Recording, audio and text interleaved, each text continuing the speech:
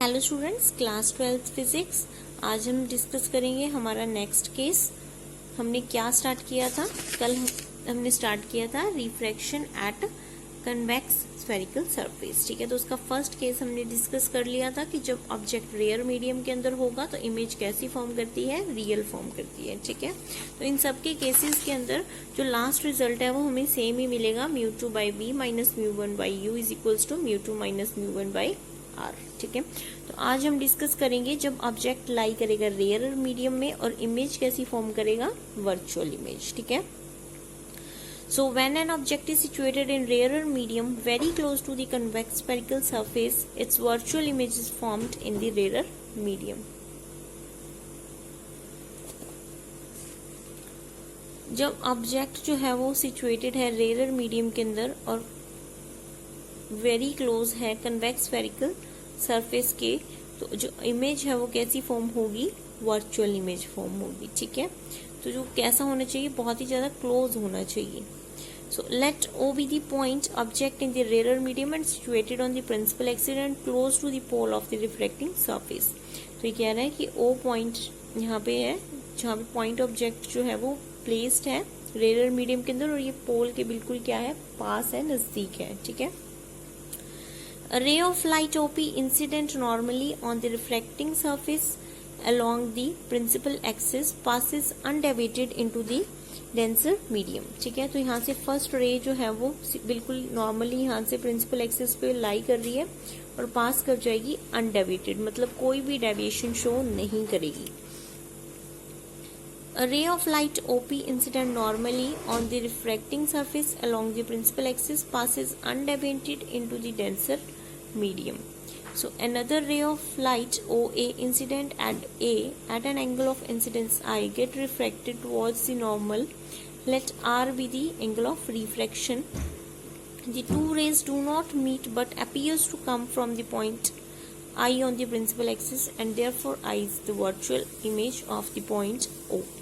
ये देखो, यहाँ पे हमने एक इंसिडेंट रे है ओ ए यहाँ पे इंसिडेंट करवाई, तो इस सरफेस पे जो है वो क्या करेंगी, नॉर्मल से मूव करेंगी, बेंड करेगी अवे फ्रॉम दी नॉर्मल। ठीक है, तो जैसे ही वो यहाँ से देखो, इसको हमने पीछे की तरफ क्या किया, एक्सटेंड किया, तो ये दोनों एक्चुअल में कहीं पे भी मीट नहीं कर रही हैं, लेकिन आफ्टर एक्सटेंशन ये हमें कहाँ से आती हुई नजर आएगी, आई पॉइंट से आती हुई नजर आएगी। तो इसलिए जो हमें लगेगा कि इसकी जो इमेज है वो कहाँ पे फॉर्म हो रही है, आई पे फॉर्म हो रही है, और कैसी इमेज फॉर्म होगी, वर्चुअल इमेज फॉर्म होगी। ठीक है, so this is angle of incidence I and this is angle of refraction that is represented by small r. Here again in it forms alpha angle with the principal axis and image point image form beta with the principal axis and at point C center of curvature it forms angle gamma। ठीक है, तो alpha, beta और gamma तीन angles जो है वो यहाँ पे फॉर्म हो रहे हैं। तो फिर से हमें यही देखना होगा कि इसका जो अपर्चर है हमने कैसा कंसीडर किया था, बहुत ही ज्यादा स्मॉल कंसीडर किया था।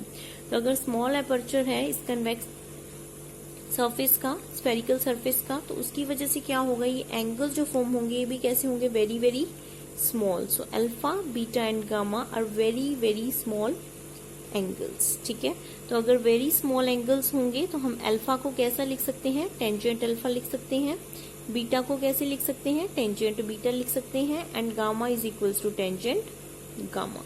ठीक है, फिर से यहाँ पे हमें एक और केस अप्लाई करना है, वो क्या अप्लाई करना है, ट्रायंगुलर लॉ अप्लाई करना है कि जो एक्सटीरियर एंगल है वो किसके इक्वल होगा, is equals to the sum of the opposite adjacent angles. ठीक है, तो इसके जो अपोजिट एंगल्स हैं यहाँ पे वो उनके सम के क्या होगा, इक्वल होगा। ठीक है, तो ये सब इसके अंदर बेसिक ज्योमेट्री हमें यूज करनी है।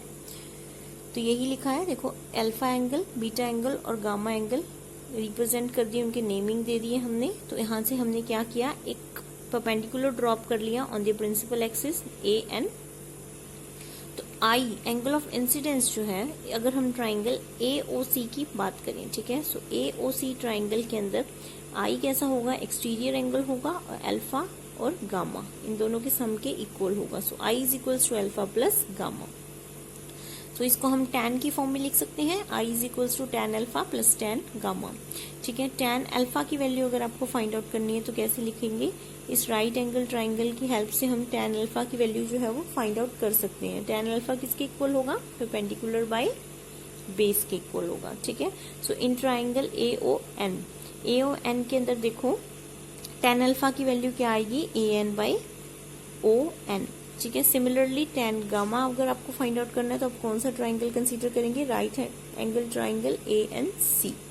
तो इस ट्राइंगल के अंदर क्या होगा, AN बाई NC। ठीक है, तो यहां से हमने आई की वैल्यू जो है वो निकाल ली।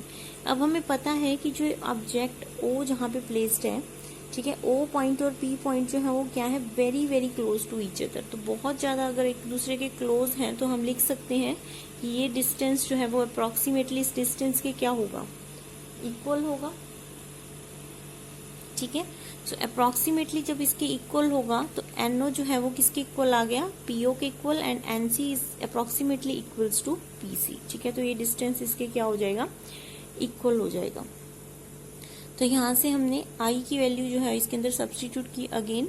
सो I is equals to AN by PO plus AN by PC। तो दूसरा अगर हमें अब क्या फाइंड आउट करना है, I के अलावा R फाइंड आउट करना है। तो R फाइंड आउट करने के लिए ट्राइंगल AIC का हम क्या करेंगे, यूज करेंगे। सो ट्राइंगल AIC, तो इस ट्राइंगल के अगर आप देखें तो R जो है वो क्या है, एक्सटीरियर एंगल है, and beta and gamma are the internal angles, interior angles. तो इनके सम के क्या होगा, इक्वल होगा। सो R जो है वो आ गया बीटा प्लस गामा के इक्वल। तो इसको हम लिख सकते हैं R is equals to tan beta plus tan gamma. tan beta और tan गामा की वैल्यूज अगेन हम फाइंड आउट करेंगे, तो ये आ जाएगी AN by NI plus AN by NC। तो इसका अपर्चर जो है वो बहुत स्मॉल है और ये पॉइंट्स एक दूसरे के बहुत नियर बाय लाई करते हैं। तो हम लिख सकते हैं NI जो है वो अप्रोक्सीमेटली PI के इक्वल होगा और NC जो है वो PC के इक्वल होगा। तो यहाँ से R जो है वो क्या आ गया, AN by PI plus AN by PC। ठीक है, तो अब हम क्या अप्लाई करेंगे, स्नेल्स लॉ अप्लाई करेंगे। स्नेल्स लॉ क्या होता है, मीडियम डेंसर मीडियम है, दूसरा रेयर मीडियम है। मीडियम जो डेंसर है उसका हमने रिफ्रैक्टिव इंडेक्स क्या कंसीडर किया, μ2, और रेयरर मीडियम का रिफ्रैक्टिव इंडेक्स μ1 कंसीडर किया। ठीक है, तो μ2 बाई μ1 जो है वो किसके इक्वल होगा, sine I by sine R। तो साइन I और साइन R को हम क्या लिख सकते हैं, simply I and R, because the angles I very very small.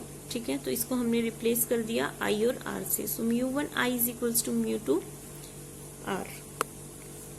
अब हमें यहाँ पे क्या करना है, I और R की वैल्यूज को जस्ट सब्स्टिट्यूट करना है जो अभी हमने यहाँ पे फाइंड आउट किए हैं। ठीक है, तो इसकी वैल्यूज हमने यहाँ पे पुट कर दी। पुट करने के बाद क्या किया, μ1 और μ2 जो है वो एक दूसरे से